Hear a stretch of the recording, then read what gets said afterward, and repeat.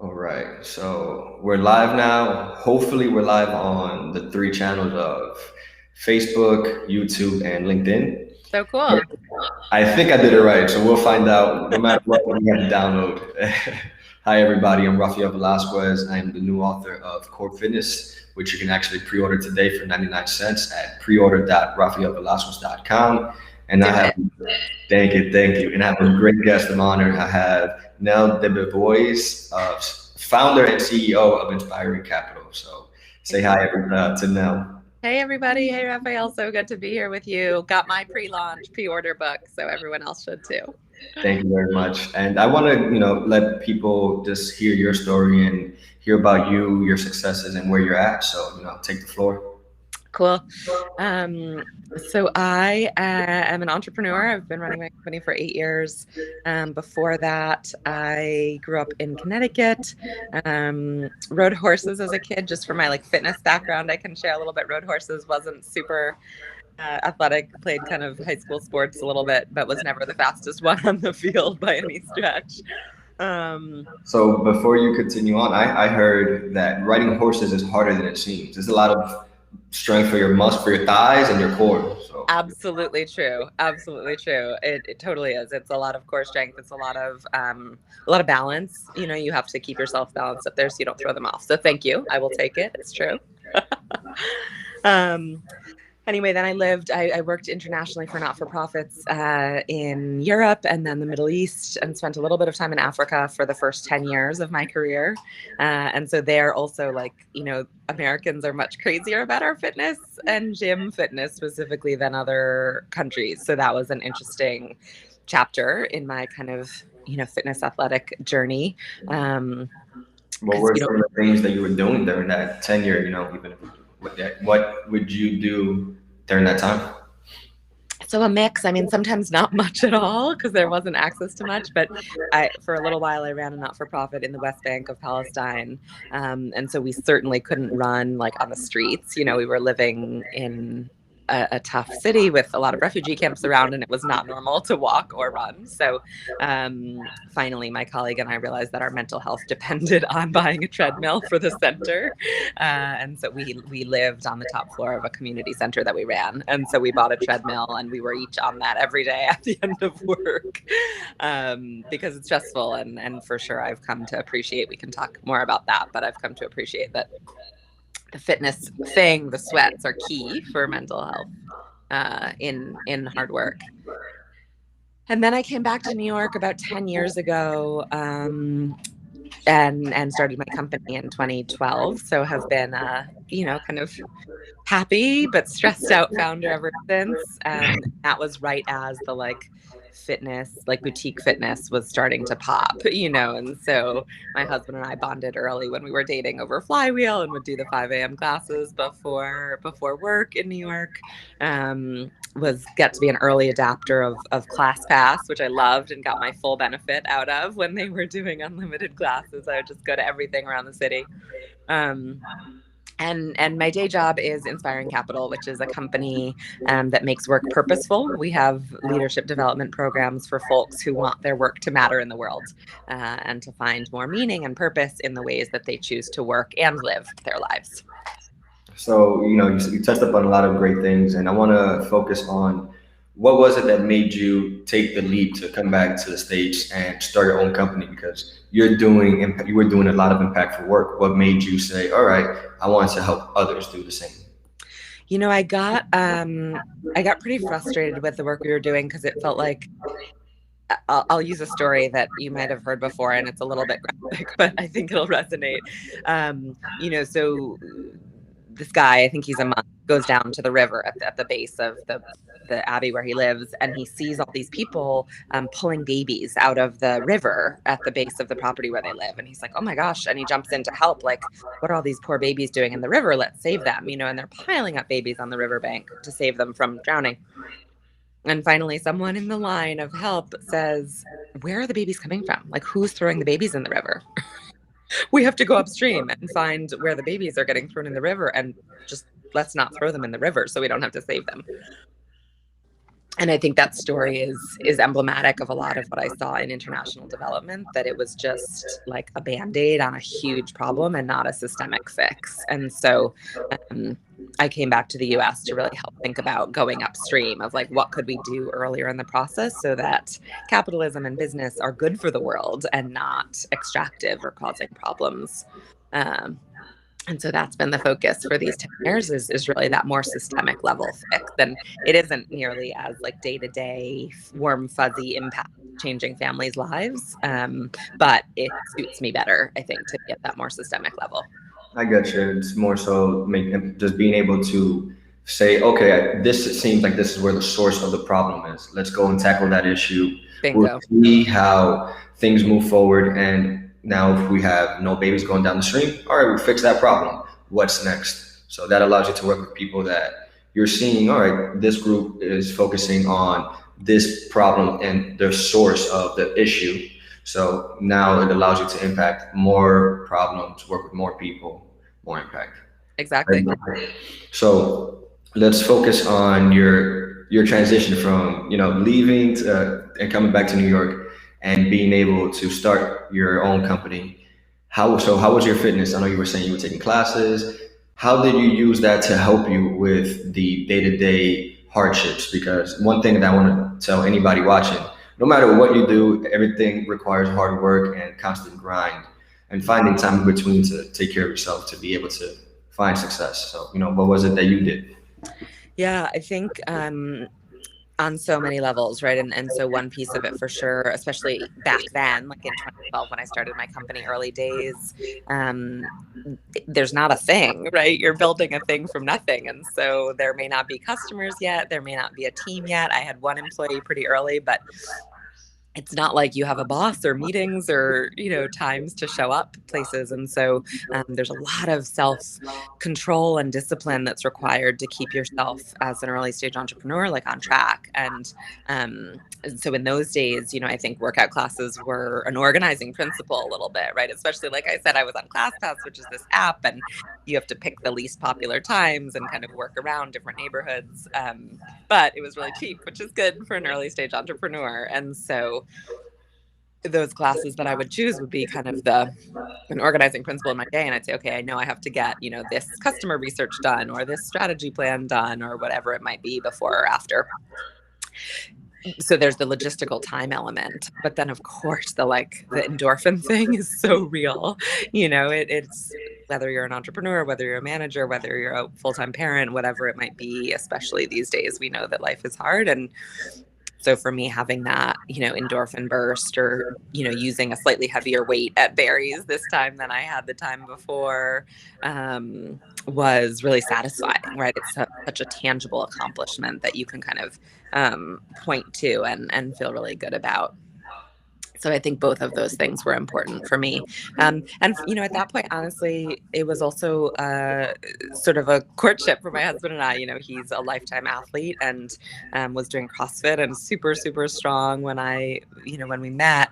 And again, I was coming off 10 years abroad and an MBA and a little bit more party probably than than fitness. And so it was really fun for us to be able to have those classes together as kind of date or couple time even. That's awesome because you get to build your relationship in different ways than just going out and going out to eat, going out to drink. You're also getting active and improving together. So Totally. that as well, you're working on your wellness together as a couple. Totally. Awesome. And now with where the company is at now, walk me through what your day to day is, if you don't mind. Walk everybody through watching. Yeah. So, now it's 8 years on and there's still that like strategy planning and hustle, but there's also now a team and clients to deal with. So days are full and busy, which is great. I wouldn't change that, but it means that it's harder to squeeze in the workouts, especially these days. It's been a busy year already. I think a lot of things are picking back up in 2021. Which again is great news, but it does mean I think at the beginning of quarantine, obviously I wasn't going to boutique studios anymore to work out. Nobody was. But we had actually moved out to the suburbs, and were really lucky to have a bit of a home gym. We had dedicated space. Had gotten a Peloton luckily before quarantine and before the wait lists got so long, as well as a mirror. Actually, are you familiar with? Do you know the mirror? Yeah, that's the mirror you put on the wall that has like a virtual trainer, and you get to follow the workouts. Exactly. So That's great. the founder is a New York entrepreneur, and a friend of a friend. She's a great, incredible woman. I used to go to her studio actually that she had in the West Village. And so we bought that pretty early on too. So we had a good setup. And at the beginning when, we weren't commuting anymore, there was no socializing. It felt like there was a lot of time in the day for fitness, and even more reason to get those endorphins and, and have the kind of concrete achievement of a workout. So that was great. Was doing a lot, kind of spring, summer, I guess, when quarantine kicked in. And just a variety. I love the Peloton bike rides. I love, here they have some really fun classes, which are goofy and you feel silly, but you get a good sweat. Same with kickboxing. And then in October, I guess, we got a little puppy. And so that's been a great fitness addition to the regime to go on walks every. Beautiful puppy I saw. Such a cute puppy. He's here chewing. He might make a guest appearance. We'll see. That'd be dope. So running with him in the woods and, throwing the ball in the backyard, just the goofy stuff is a fun way to be active.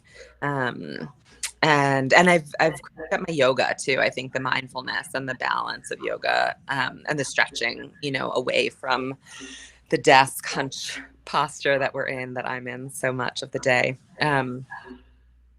Yeah, and just keeping the discipline. I've played a lot. You probably have opinions about time of day. It's hard for me. My morning is such good brain time that I don't like to use my mornings for workouts necessarily, but then it can get lost later in the day. So my ideal is if I can have a break at like 1 or 2 o'clock in the afternoon and really sweat and get out of my head and break things up. But logistically, that can be a bit hard.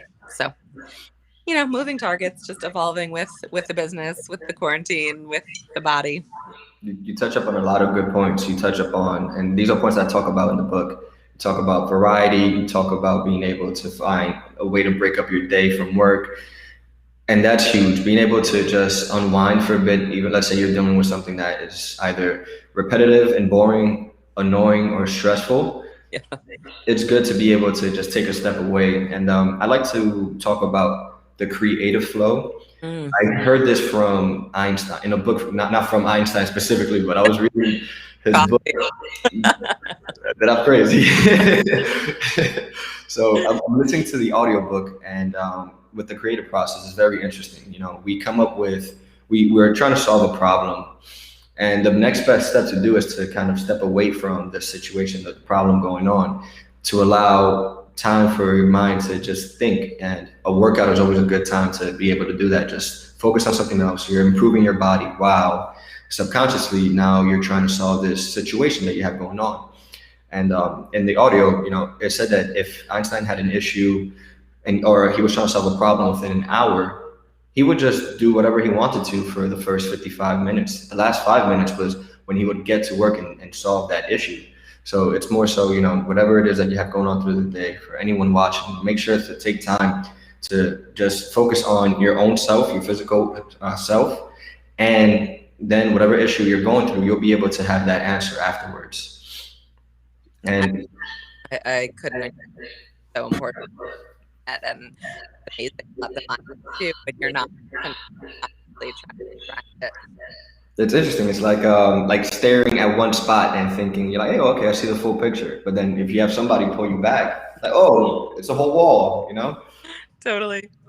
Have you seen the movie Soul? Yes. So good. Great movie. And there's a part where it talks about where at the end Jamie Foxx. I don't think I'm giving anything away here. He like achieves his lifelong dream. Then he's having a conversation with a person he looked up to, and Jamie Foxx goes, "What's next?" And the woman gives her a great story. Like, there was one day a baby fish goes up to an older fish and says, "I love this. I want the ocean, but I'm just in water. I want more." The old fish goes. I'm screwing this. This is not verbatim. We know that. The old fish goes and says, "Honey, this is the ocean. This is everything." And the baby fish goes, "I want more. This is all we got." And I think from that perspective of understanding, all right, sometimes we need to step away. We need to appreciate where we are and what we're doing, whether it's hectic, putting the time and investing into the proper, cups or in the proper channels, like your fitness, your mind, your work, and you'll start to see things evolve. You're in a very great place after 8 years, so I commend you for that. Thank you. Thank you. Yeah, no, I feel like I did last year that I'm sure you'll relate to, um around this like a goal thing. I think as humans, it's hard to know what progress is. Have some bigger purpose in the world. It's get there. You're like 2020, where we are now. Those really powerful core sort of a weakness for it's called me. One moment now, you're kind of cutting in and out. Oh, Try now. okay. Is that better? Yeah, so far so good. I guess. I mean, it's fine. It's more so. I would say like spread out the words so that. Okay. So I'll get to the point, which was my dog is excited. Good. Ready for a walk. Yeah, exactly. So I set myself a plank challenge last year. And so I started with a 1-minute plank, which was a bit of a stretch for me at the time, honestly. Again, core is not my strongest muscle group. And I added 10 seconds each month. And I tried to do a plank per day, adding 10 seconds. And so by December, I was up to 3 minutes. And there I was, grinning and bearing it, sore and hurting and shaking, but 3-minute planks. And so now I do those a few times a week. But it was such a cool habit and commitment and achievement to have gotten to. And I think fitness is really good for that. Again, it's just so tangible and our bodies respond. So I liked that experience. It's cool because you're working on consistency, you're working on progression, you're working on staying patient, and it took a couple of months, which was fine. But I can imagine how great you felt after the fact. And it's like when you're achieving those goals, right? I can't speak for you, but I know for me, when I achieve certain goals within the weight room or just anything that I'm doing, it starts to compound, and it just snowballs all the way together. Where you start to see things that tie in together, you start to see great wins that you may have not noticed before because you're enjoying the steps, the process, and the little things. Yeah, exactly. Now, no, I know you got a lot of stuff going on. I would love to wrap up by saying thank you. And is there anything else you would like to tell people watching or share with people? I think just especially for folks in my space of world changing and impact and purposeful work, it's easy to feel like what we're doing is so important, and it's more important to be at the desk, like changing lives or raising money or building a healthy, sustainable supply chain, and let that squeeze out the physical work. And I just want to say that the world needs you at your best, and that includes workouts. So don't think of it as a more, trivial or unimportant or unconsequential form of your work. The body is your engine, and we need it at its best. So fit in those workouts, a la Raphael, for fitness. Now, where can people follow you, or where would you like to send them so that they can learn more about what you do? Yeah, so my LinkedIn is definitely my most active. Nell Derick Debevoise or Inspiring Capital will get you there to me quickly. Instagram and Twitter are at NellDD. Perfect. And thank you, everybody, for watching. Make sure to pre-order Core Fitness today. It's 99 cents, and it'll go up as the days go on. You can go to preorder.raphaelvelasquez.com. All right. Thank you, everybody. Nell, thank you. Thank you so much, Raphael. Good luck with the launch. Thank you. Bye. Peace. Ciao.